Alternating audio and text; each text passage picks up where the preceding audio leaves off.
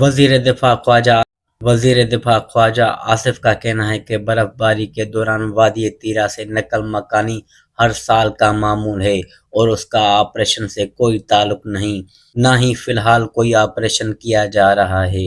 اسلام آباد میں press conference کرتے ہوئے وزیر دفاع خواجہ آصف کا کہنا تھا کہ خیبر پختونخوا حکومت اور جرگے میں معاملات طے پائے اور 4 ارب روپے مختص کیے گئے۔ وزیر دفاع نے کہا کہ صوبائی حکومت اپنی ناکامی کا ملبہ وفاق پر ڈال رہی ہے۔ خواجہ آصف کا کہنا تھا کہ خیبر پختونخوا حکومت اپنی ناکامی کا ملبہ وفاق پر ڈال رہی ہے۔ صوبائی حکومت اور جرگے میں معاملات طے پا چکے ہیں۔ لوگوں کو نقل مکانی کے لیے 4 ارب روپے معاوضہ طے پایا۔ ان کا کہنا تھا کہ ہر سال تیرا سے لوگوں کی نقل مکانی معمول ہے۔